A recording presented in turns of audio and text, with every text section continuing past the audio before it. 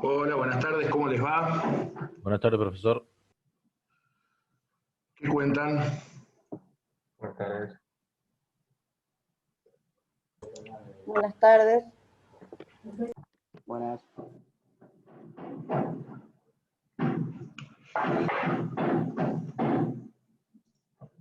Antes de arrancar, ya les hago un comentario para mañana. Buenas tardes. Hola, buenas tardes.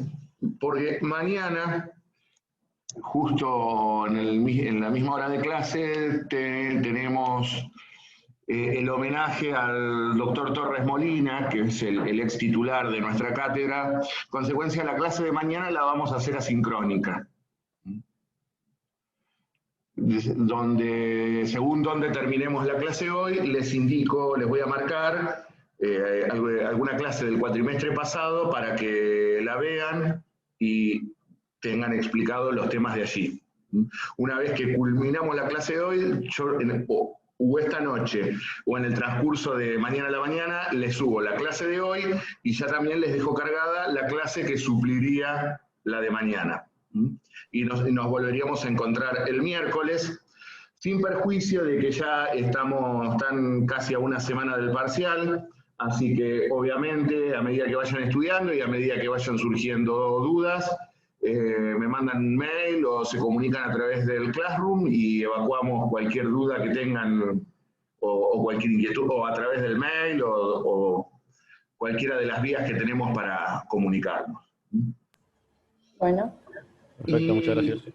La otra cuestión es, no sé si tienen alguna pregunta para hacerme.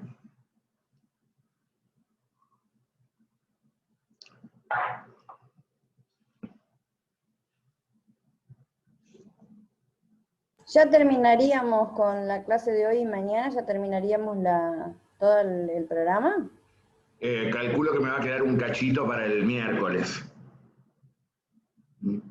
Pero yo creo que gran parte sí, porque venimos muy bien con los temas.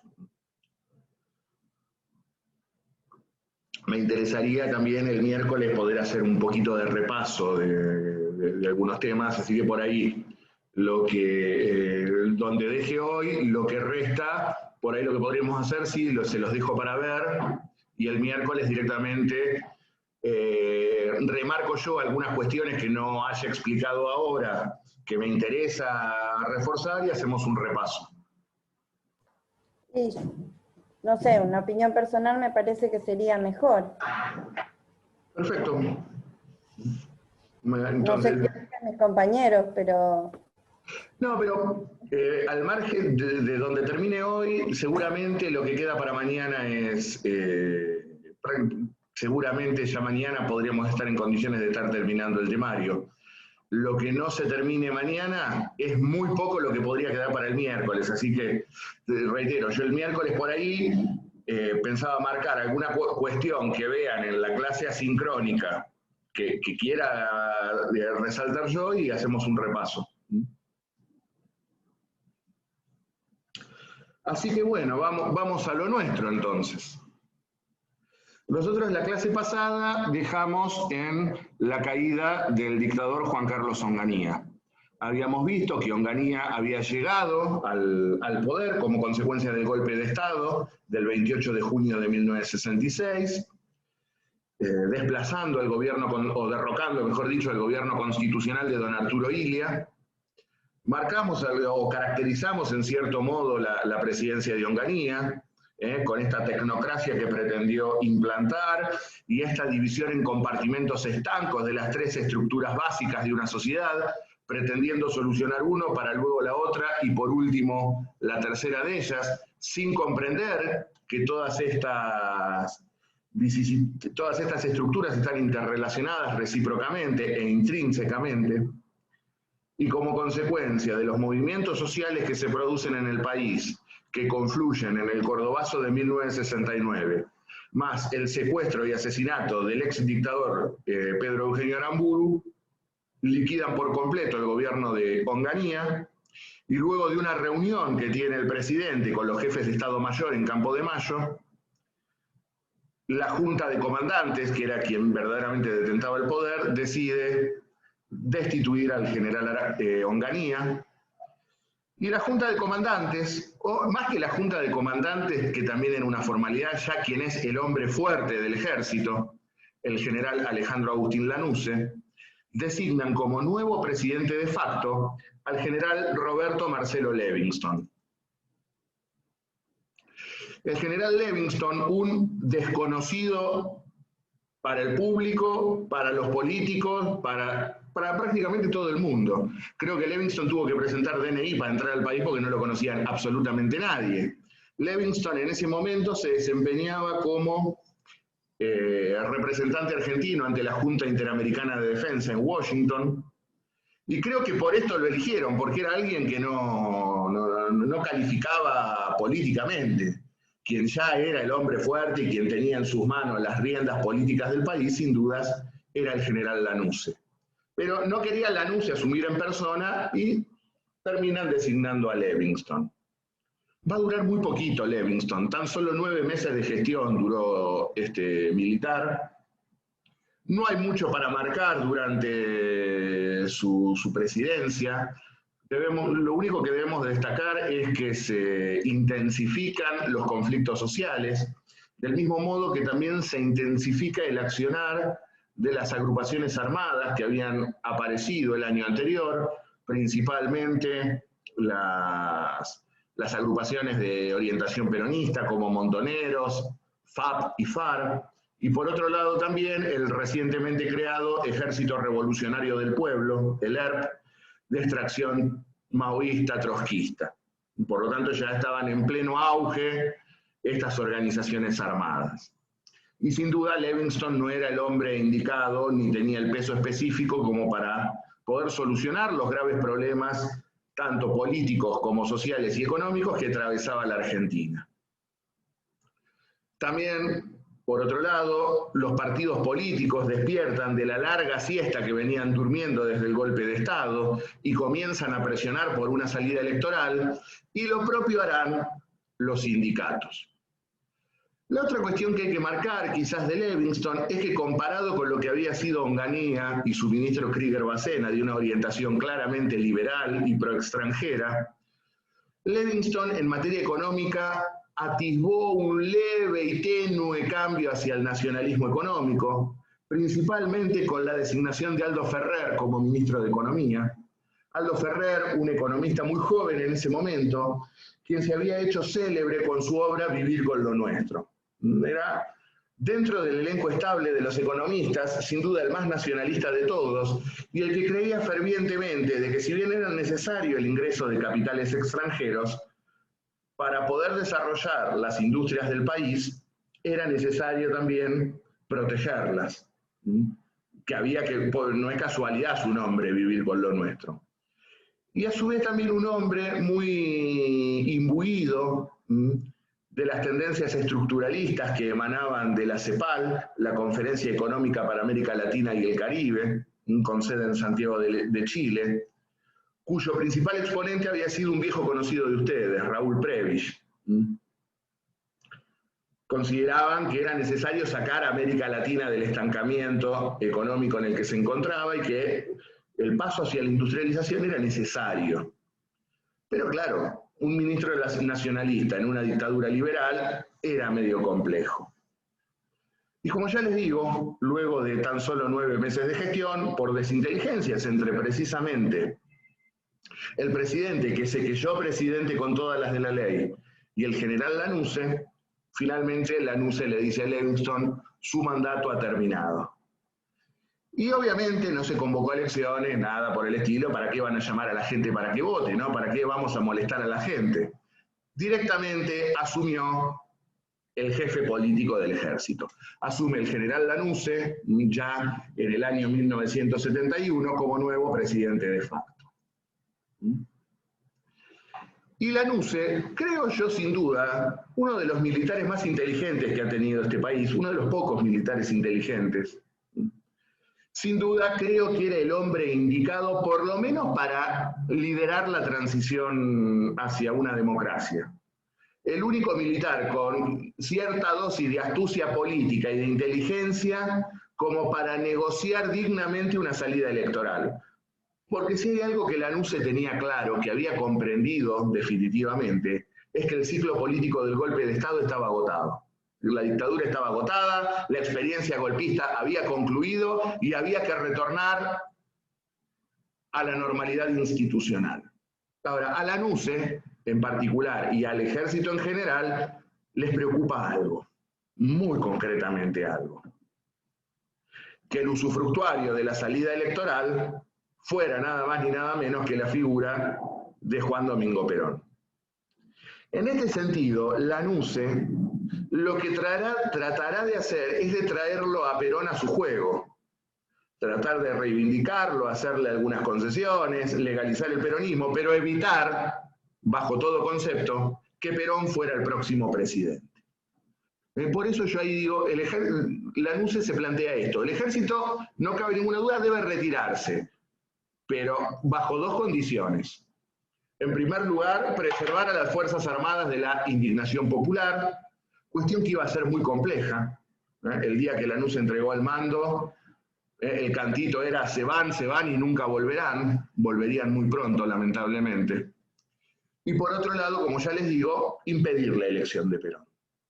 Por lo tanto, durante la presidencia de Lanusse se vio un espectáculo muy particular, porque se jugó prácticamente una partida de ajedrez entre los dos generales, Perón en el exilio de Madrid y Lanusse desde Buenos Aires. ¿Qué era lo que pretendía Lanusse con esta política? Obviamente, ¿qué era lo que le ofrecía a Perón?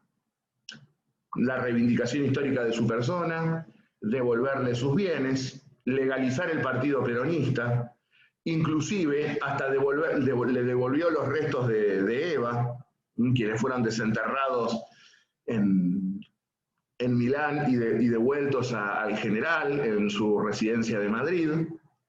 Y a cambio, ¿qué era lo que tendría que hacer Perón a cambio de todo esto?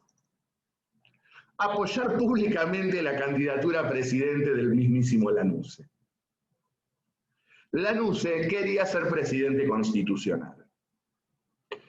Con esto, Lanusse lanzó lo que se conoció en aquel momento como el Gran Acuerdo Nacional. Lanusse consideraba que veníamos de 18 años de profundos desencuentros y que en consecuencia era necesario un denominador común entre todos los argentinos y que él iba a encarnar ese denominador común. En cierto modo también tuvo muchos delirios de grandeza Lanusse, porque jamás Perón iba a apoyarlo como candidato a presidente constitucional. Perón le siguió el juego, le sacó todo lo que le pudo sacar en ese momento, y cuando ya la situación no daba para más, hasta acá llegó mi amor. En este sentido, como ya les digo, se restituyeron los bienes de Eva, se le reintegraron al general los sueldos adeudados, lo mismo que su grado militar, se le cerraron las causas judiciales que aún estaban pendientes. Es decir, Perón obtuvo todo, absolutamente todo lo que podía obtener de Lanusse. Ahora bien, hubo un momento en el cual este vínculo, este diálogo a la distancia que se da entre Lanusse y Perón comienza a generar ruido principalmente hacia adentro del peronismo. Porque ya claramente el peronismo estaba lanzado a recuperar la democracia como fuera, o una salida electoral, y en este sentido había de todo en el peronismo. Y obviamente quienes tenían una visión mucho más activa eran las organizaciones armadas de extracción peronista. Y sobre todo la juventud. Y en este sentido quiero hacer una disquisición, porque a veces suele mezclarse todo. No es lo mismo la juventud peronista que la organización armada Montoneros. Se la suele tomar como sinónimos, pero no lo fueron. La juventud peronista fue un movimiento muchísimo más amplio y que abarcaba vastísimos sectores sociales, políticos y culturales. Porque dentro de la juventud peronista se encontraba gran parte de una nueva intelectualidad que había surgido como consecuencia, o que había desarrollado ciertas ideas como consecuencia de las frustradas experiencias de 18 años de prohibirle al pueblo votar, o de dejarlo votar sin su principal partido político participando de ese sistema electoral. En consecuencia, las tensiones que se canalizaban adentro del peronismo eran muy grandes.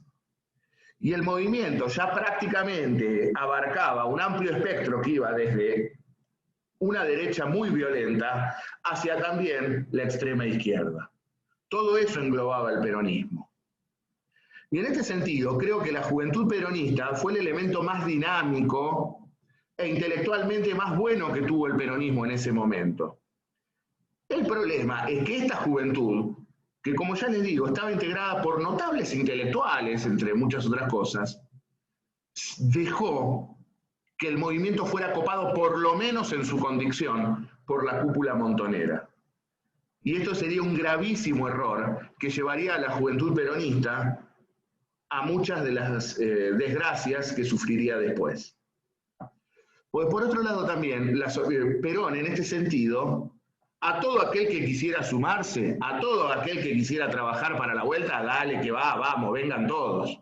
Como diría él, si vamos a volver solamente con los buenos, no volvemos más.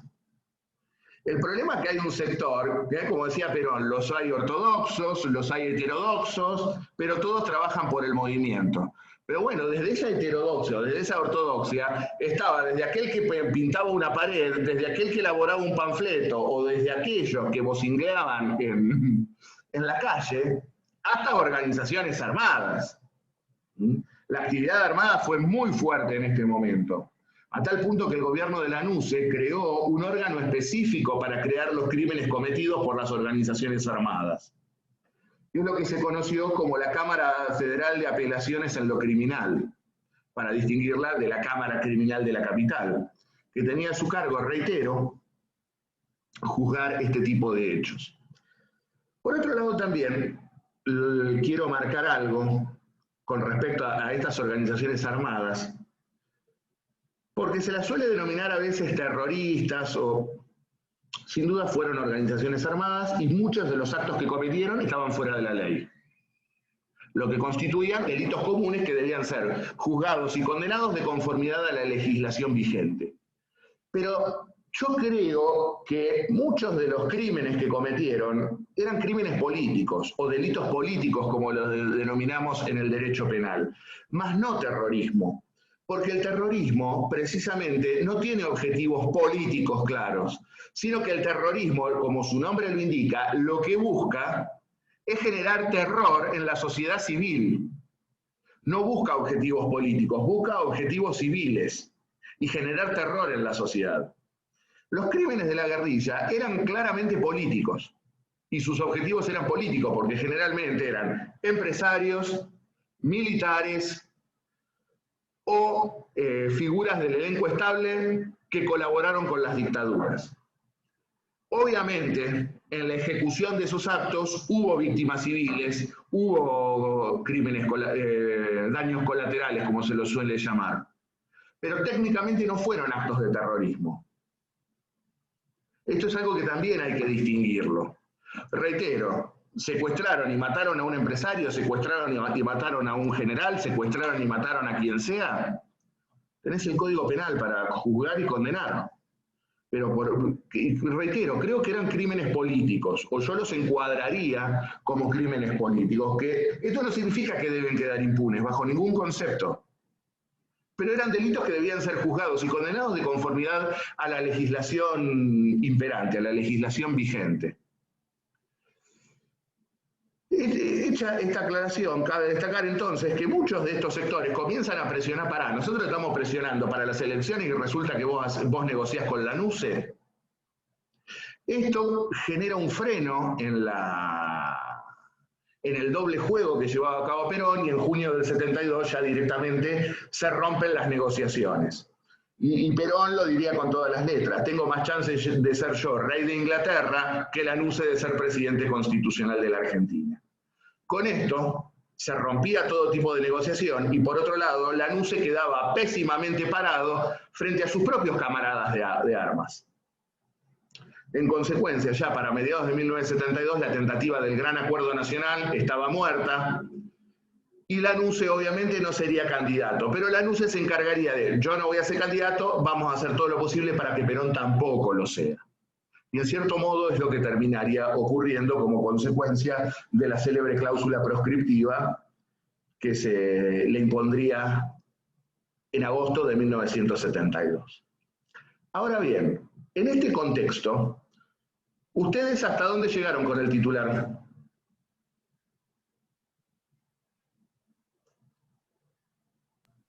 Terminamos de ver la enmienda del 72. Terminamos. Ah, perfecto. Entonces ya saben que se enmendó la Constitución en el 72. Me alivia muchísimo la tarea.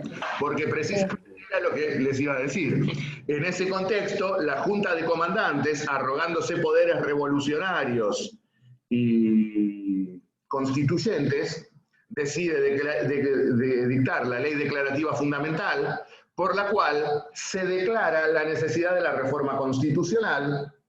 Y luego, directamente, otra diferencia quizá con el golpe del 55. En el 55 por lo menos se tomaron la molestia de convocar a elecciones en el 57 para formar una constituyente. Con el peronismo proscripto, es cierto, pero por lo menos llamaron a elecciones. Acá ni elecciones llamaron. Los tres milicos se juntaron asesorados por constitucionalistas asesorando gobiernos de facto. Es increíble. Y directamente ellos mismos reformaron la Constitución, y ustedes ya lo han visto. Modificaron principalmente el mecanismo de elección del presidente y vicepresidente de la Nación, reduciendo el mandato a 4 años, estableciendo que serían elegidos en forma directa por el voto popular, se eliminaba el colegio electoral, y a su vez estableciendo el sistema de balotaje o de doble vuelta, pero en su formato puro. Se requería obtener más del 50% de los votos positivos válidamente emitidos para ser ungido presidente de la Nación. Sí, se necesitaba más del 50% para ser presidente. No es el balotaje trucho que tenemos ahora, que está hecho para que nunca haya. Porque ahora tenés, bueno, si sacás el 45, si sacás el 40 más 10, tenés un montón de formas de gambetear la segunda vuelta. Acá era el balotaje puro, 50%. Este fue el regalito que le dejó la NUCE al peronismo. ¿Cuál era la ecuación que sacaba la NUCE?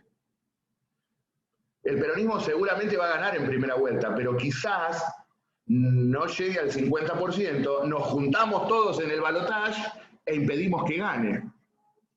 Las elecciones se llevarían puestos todos estos cálculos, básicamente. En este sentido, entonces, luego de producida esta reforma constitucional, esta enmienda constitucional, mejor dicho, se llama formalmente a elecciones para el 11 de marzo de 1973. Ahora bien, se establece una cláusula por la cual no podrían ser candidatos a presidente los ciudadanos que no se encontraran en el país al 25 de agosto de 1972. Es decir, que si Perón quería ser presidente, tenía que volver antes del 25 de agosto. Allí es donde la NUCE largaría su célebre bravata: Perón no viene, no es que no venga porque no lo dejo, no viene porque no le da el cuero. Que luego la juventud peronista, con el célebre cantito, inmortalizaría a la NUCE marmota: Perón va a regresar cuando le canten las pelotas. Estaba caldeado el ambiente, verdaderamente. Por otro lado, también, tampoco podrían ser candidatos aquellos que viajasen fuera de la Argentina más de 15 días sin comunicárselo al Ministerio del Interior. Otro disparate, porque le tengo que avisar al Ministerio del Interior que me voy del país. ¿Qué es esto? Una dictadura, claramente, y no en sentido metafórico, una dictadura hecha y derecha. Ahora bien, el clima comienza a enrarecerse porque precisamente, fíjense la fecha, 25 de agosto de 1972, era la fecha tope. 3 días antes se produce la célebre matanza de Trelew, o la célebre masacre de Trelew, en la cual se había producido la fuga del penal de Rawson, próximo a Trelew, de muchos militantes del Ejército Revolucionario del Pueblo que se encontraban detenidos allí. Algunos logran abordar un vuelo de aerolíneas argentinas y huir rumbo a Chile. Sin embargo, muchos de ellos no lograron llegar al aeropuerto a tiempo en su fuga. Fueron apresados por la Marina y trasladados a la base naval Almirante Sar, donde por orden del contraalmirante Hermes Quijada serían asesinados lisa y llanamente. Porque obviamente no fueron sometidos a proceso, ni siquiera se tomaron la molestia de aplicar la ley marcial. Los balearon a diestra y siniestra allí mismo en las celdas donde habían sido alojados. Algunos de ellos fueron velados en Buenos Aires y precisamente cuando estaban velando a muchos de los asesinados en Trelew, quien irrumpió con una tanqueta en el velorio y se llevó los cadáveres fue un tal Alberto Villar. ¿Por qué lo menciono? Porque Alberto Villar luego sería designado por Perón, ya siendo presidente por tercera vez, jefe de la Policía Federal. Era claro ya con qué inclinación llegó el general a su tercera presidencia. Como decía el general, hay que poner el guiño a la izquierda y doblar a la derecha, porque fue claramente lo que hizo durante este momento. Alentó a lo que él denominaba formaciones especiales y a las organizaciones armadas a generar el mayor caos posible para forzar su retorno y la salida electoral, y una vez que volvió al poder, dijo, bueno, yo a esto los manejo de taquito, y cometió un gravísimo error de cálculo con ello, como veremos, y como quedó demostrado luego de lo que sería la masacre de Seiza en 1973. Lo cierto entonces es que el juego electoral estaba abierto. Perón obviamente no sería candidato a presidente, pero sí volvería el 17 de noviembre de 1972 en un vuelo de Alitalia, un célebre vuelo procedente de Roma. Y el general tuvo tiempo para hacer algunas cositas los días que estuvo en Buenos Aires. Una de ellas fue la constitución del Frejuli, el Frente Justicialista de Liberación, que sería precisamente el entramado político con el cual el peronismo concurriría a las elecciones de marzo de 1973. Ahora veremos con qué candidatos. Pero en el Frejuli confluyeron, obviamente, el peronismo, el Movimiento de Intransigencia y Desarrollo, presidido por el expresidente Arturo Frondizi, el Partido Conservador Popular, liderado por Vicente Solano Lima, y algunos sectores del comunismo. El comunismo estaba fracturado en 200 pedazos, como es costumbre de la izquierda, que tenés 3 personas y tenés 3 líneas distintas, o 3 partidos socialistas o 3 partidos comunistas distintos.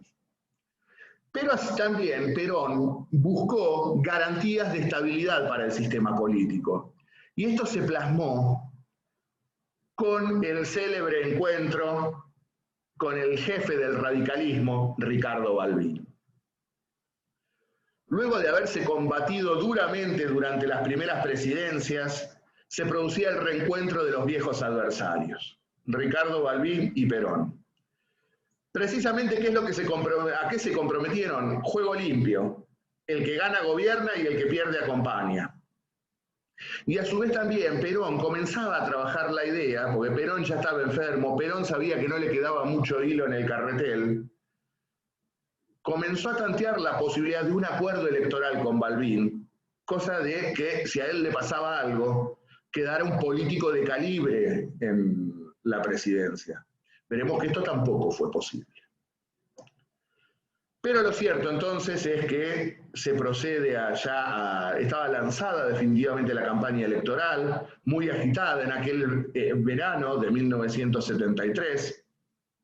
¿Y cuál fue finalmente la fórmula con la cual el peronismo pretendía retornar al poder?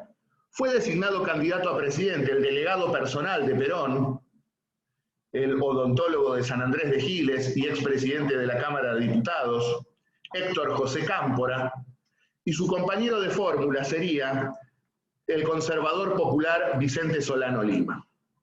Esta es la fórmula con la cual el Frejuli concurriría a las elecciones de 1973. Mientras tanto, el radicalismo postuló a Ricardo Balbín como candidato a presidente y al dirigente cordobés Eduardo Gamón como candidato a vicepresidente. Se llevaron a cabo las elecciones el 11 de marzo de 1973 y se impone la fórmula del Frejuli con el 49,6% de los votos, frente al 21,30% lejano del radicalismo. De conformidad con la enmienda electoral que ustedes vieron con el titular, al Frejuli no le alcanzaban los votos para hacer gobierno en primera vuelta. Le faltaba el 0,4% de los votos, es decir, se tendría que haber llevado a cabo una segunda vuelta electoral. Sin embargo, acá es donde jugó ese fair play, ese juego limpio que yo les dije, que pactaron Balbín y Perón.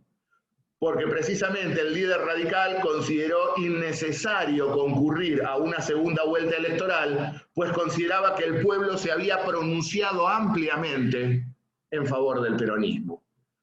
Balbín veía claramente que la diferencia era indescontable, es decir, tenía que limar prácticamente 30 puntos electorales.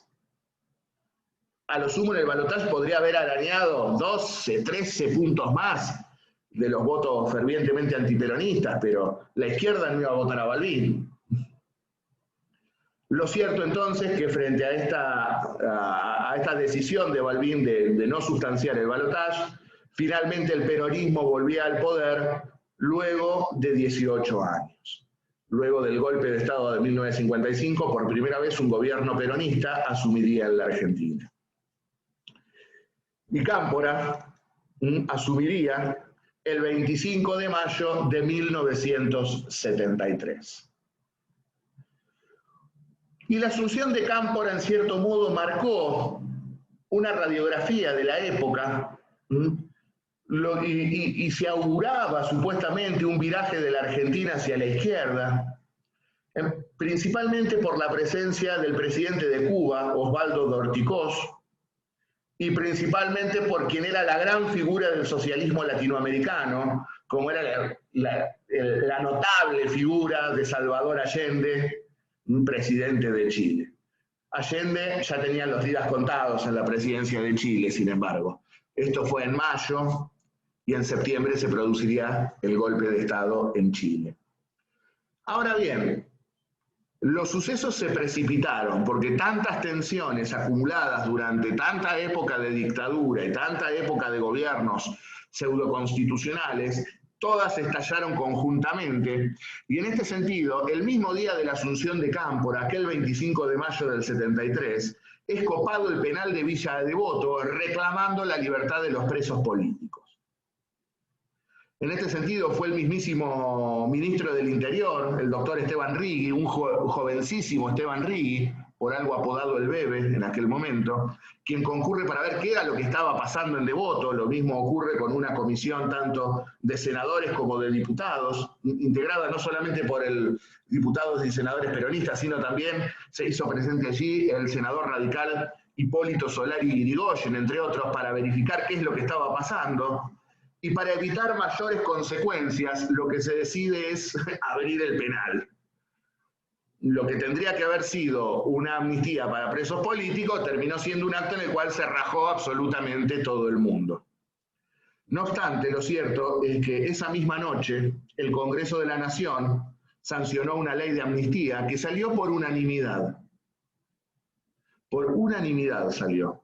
Y uno de los defensores del proyecto en el Senado de la Nación fue un joven senador radical llamado Fernando de la Rúa. ¿Esto por qué lo remarco? Porque suele achacarse esto de la apertura de las cárceles y de la amnistía como algo que fue solo del peronismo y principalmente del gobierno de Cámpora. Y la amnistía fue apoyada por todo el arco político, si no, no hubiese obtenido la unanimidad. Y reitero, uno de los defensores de este proyecto en el Congreso fue alguien que no venía de los sectores más progresistas del radicalismo, precisamente. De la Rúa, o también un jovencísimo Fernando de la Rúa, por eso también le pusieron chupete, porque era muy chico. El único no peronista que ganó en esas elecciones. El peronismo arrasó en todo el país, menos en la capital federal, donde pierde las elecciones de senador, precisamente a manos de la Rúa. Y de la Rúa apoya también la ley de amnistía. En consecuencia, esto fue apoyado por todo el arco político. Esto lo digo porque muchos partidos, ahora veo que se rajan las vestiduras, bueno, pero en el 73 levantaron la manito. Y no es que no sabían lo que votaban, porque de la Rúa, si hay algo que tiene, como político fue un inepto, como presidente, ya lo veremos, pero era un gran jurista. Tendría que haberse dedicado a ser jurista toda su vida. Y la defendió en el Congreso. Entonces, esto es algo que quería marcar. Ahora también es cierto que el eslogan de campaña, ¿cuál había sido? Qué lindo, qué lindo, qué lindo que va a ser el tío en el gobierno, Perón en el poder. Ahora, Perón quería el poder, pero también quería el gobierno. Y rápidamente comenzará el trabajo para erosionar la legitimidad de Cámpora hacia afuera y hacia adentro del movimiento peronista.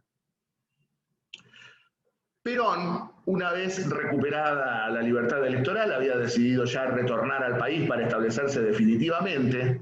Como ya les digo, había logrado lo que quería, había erosionado a la dictadura de Lanusse, con buenos métodos y con otros no tan santos, y ahora pretendía, listo, ya está, se terminó, vamos todos juntos, se terminó, organizaciones armadas, listo, ya está, no hay una dictadura con la cual pelear, guarden los fierros. Sin embargo, los muchachos ya estaban cebados luego de haber sido arengados durante mucho tiempo para esto. Y las tensiones adentro del movimiento se hicieron insoportables. Lo cierto también es que Perón claramente tenía en claro para dónde iba a apuntar y a qué sectores del movimiento pretendía desplazar. Ya un mensaje fue la designación de su secretario personal, ascendido de cabo a general de la Policía Federal, me refiero a la figura de José López Rega, el brujo para todos, como ministro de Bienestar Social. Quien encarnaría precisamente sería el aguantadero donde se pertrecharía la derecha peronista para lo que se vendría. Y a su vez también sería el auspiciante de la creación de las 3A. Ahora veremos lo que son las 3A. Ahora bien, ¿qué pasó en la breve primavera camporista, como suele denominársela? Como ya les digo, designó al brujo López Rega como ministro de Bienestar Social, a un joven Esteban Rivi como ministro del Interior, y en el campo económico apostó de nuevo por darle la conducción económica a la Confederación General Económica, ese organismo creado allá por 1945 para las elecciones del 46, que representaba precisamente a la pequeña burguesía nacional, a aquella pequeña y mediana industria nacional vinculada básicamente al consumo interno. Y el ministro de Economía sería el titular de la CGE, el ex militante comunista José Bergelbart.